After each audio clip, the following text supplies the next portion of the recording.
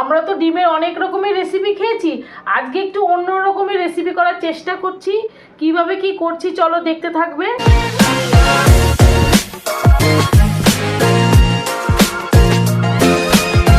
এই যে আমি এখানে নিয়েছি ডিম সেদ্ধ করে রিং রিং করে কেটে নিয়েছি।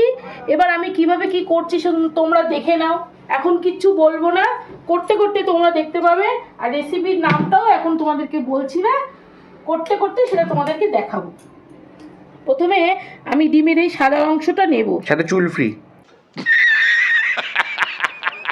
এই যে ডিমের যে সাদা অংশটা নিয়েছি, এটা দিয়ে এই ডিমগুলোকে, এই রিং রিং করা ডিম সেদ্ধগুলোকে কোট করতে হবে। আর কোট করে কিন্তু তেলেই মানে ছেড়ে দিতে হবে। এখানে রাখলে কি হবে যে এখানে আবার লেগে যাবে, একদম ডাইরেক্ট কড়াইতে দিয়ে দিতে হবে। সেই কোটটা তৈরি করার জন্য আমি প্রথমে এখানে লঙ্কার গুঁড়ো নিচ্ছি, এমনি লঙ্কার গুঁড়ো আবার কাশ্মীরি লঙ্কার গুঁড়ো দুটোই লাগবে। আর লাগবে নুন, এই ছোট চামচে 1 চামচ নিচ্ছি। এবার ডিমগুলোকে এর মধ্যে কোট করে করে একদম ডাইরেক্ট তেলে ছাড়তে হবে। চলো, এদিকে কড়াইতে কিন্তু আমি তেল রেডি করে রেখেছি প্যানে।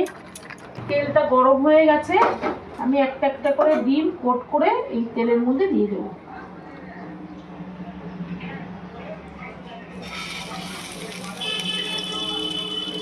এইভাবে প্রত্যেকটা ডিম দিতে হবে। কালারটা কিন্তু খুব সুন্দর আসে, যেহেতু এখানে কাশ্মীরি লঙ্কার গুঁড়ো দেওয়া হয়েছে। আর এখানে কিন্তু কোনো বেসন বা কর্নফ্লাওয়ার কোনোটাই লাগবে না, এই ডিমের সাদা অংশটা দিলেই কিন্তু কোটটা খুব ভালো হবে।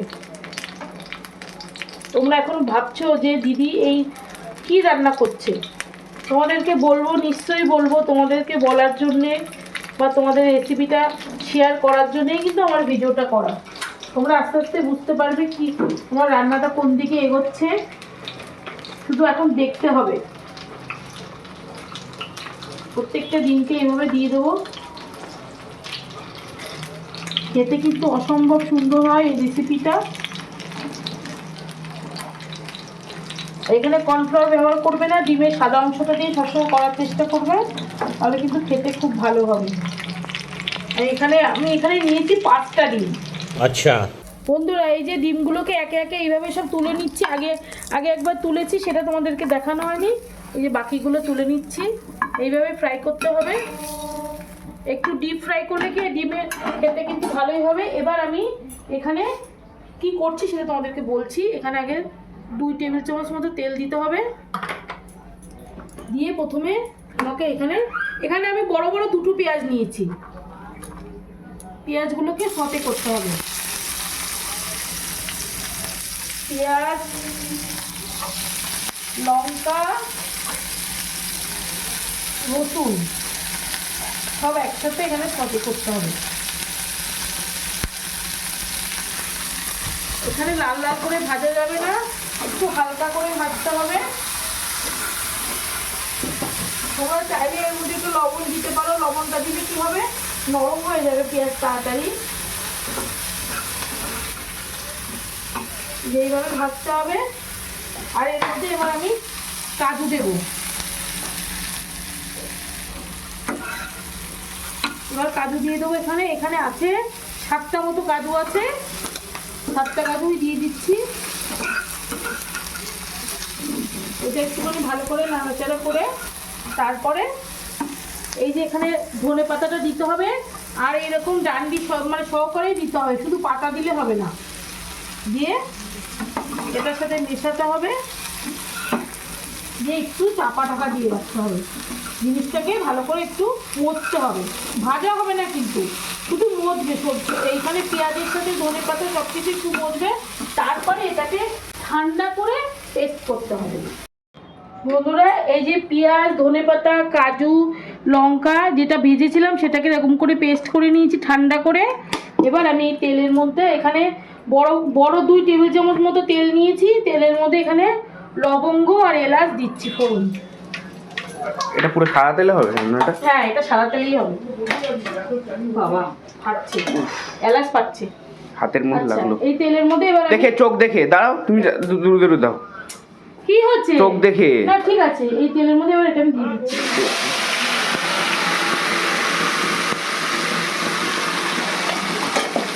সঙ্গে থেকে নাড়িয়ে দিতে হবে।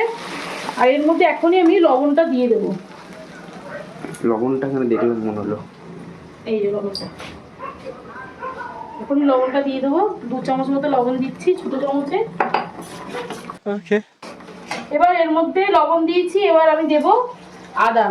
এখানে এই চামচে 2 চামচ আদা দিচ্ছি। দেব জিরের গুঁড়ো, এই ছোট চামচে 2 চামচ। দেব লঙ্কার গুঁড়ো,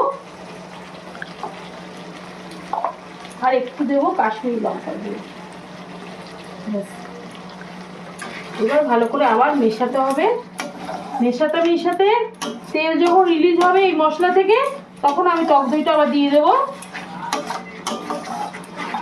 এই দেখো আস্তে আস্তে তেল কিন্তু রিলিজ হচ্ছে, এই যে সাইড দিয়ে তেলটা বেরোচ্ছে। এবার আমি টক দইটা দিয়ে দিচ্ছি। টক দইটা কিন্তু ফ্যাটানোই আছে।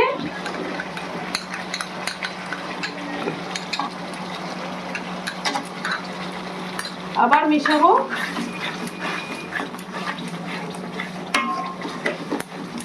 যতক্ষণ না এই মশলা থেকে তেলটা রিলিজ হচ্ছে ততক্ষণ কিন্তু এটা ভালো করে কষাতে হবে। কষিয়ে তারপরে এই যে ডিমগুলো আছে ডিমগুলোকে দিয়ে দিতে হবে।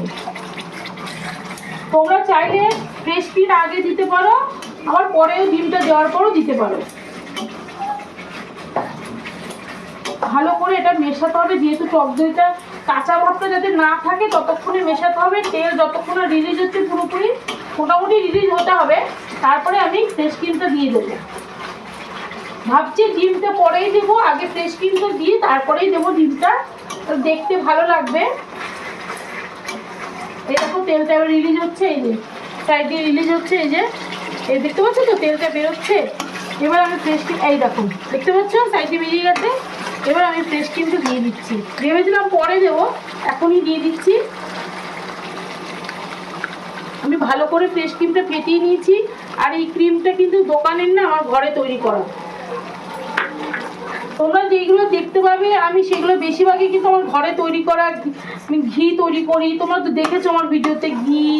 তারপরে তোমার এই যে সরটা যে দুধের থেকে তুলে আমি রেখে দিয়েছিলাম ফ্রিজে, ফ্রিজ আপ করেছি যাতে আমি রান্নাতে দিতে পারি। টক দইও নিজেই ঘরে পাতি। বন্ধুরা আমার গ্রেভি রেডি, পুরো মশলা থেকে তেল রিলিজ করেছে। একটুখানি চিনি দিচ্ছি, আর এর মধ্যে দেব গরম মশলা। অনেকের মধ্যে কাসুরি মেথি দেয়, আমি গরম মশলাটা ভালোবাসি দিতে, সেই জন্য আমি দিচ্ছি। কাসুরি মেথি তোমরা চাইলে দিতে পারো। এবার এই ডিমগুলোকে এর মধ্যে দিয়ে দেবো। আর কিচ্ছু না, শুধু একটু নাড়াচাড়া এভাবে মিশিয়ে দিয়ে গ্যাসটা বন্ধ করে দেবো। আর এর মধ্যে কিন্তু জল তোমরা চাইলে দিতে পারো। এটা যেহেতু রুটি পরোটা এইগুলো দিয়ে খাওয়ার একটা রেসিপি, সেই জন্য আমি কোনো জল দিচ্ছি না। বন্ধুরা আমার রান্না একদম রেডি টু সার্ভ। একটু শুধু ওপর দিয়ে ধনেপাতা তোমরা চাইলে দিতে পারো। আমি দিচ্ছি, শীতকালে ধনেপাতার ফ্লেভারটাই বেশি ভালো লাগে। আর এই রেসিপিটির নাম একদম লাস্টে বলছি, এগ মালাই টিক্কা মশলা। তোমরা একবার শুধু তোমাদের কাছে রিকোয়েস্ট থাকলো, এই রেসিপিটা তোমরা করবে, অবশ্যই করবে। করে খেয়ে আমাকে কমেন্ট করবে যে দিদি এই রান্নাটা কেমন খেতে হয়েছে। আমাকে কিন্তু কমেন্ট করতেই হবে, কারণ এটা অসম্ভব সুন্দর একটা রেসিপি। অলরেডি যে ক্যামেরাম্যান সে চামচ দিয়ে খাওয়া শুরু করে দিয়েছে, তাকে পারলে তোমাদের দেখাতে পারলে তোমরা বুঝতে পারতে, মানে এতটাই সুন্দর খেতে হয়েছে। আমার ছেলে, যে ক্যামেরাম্যান সে তো আমার ছেলে, সে বলছে যে মা এরকম রান্না পেলে বাইরে আর খেতে যাওয়া লাগে না। যাই হোক, এটা তোমরা রুটি পরোটা নান এগুলো দিয়েই খাবে। আর তোমাদের কাছে একটাই রিকোয়েস্ট, তোমরা সাবস্ক্রাইব করো, রেসিপিটা ভালো লাগলে লাইক করো, কমেন্ট করো। টাটা।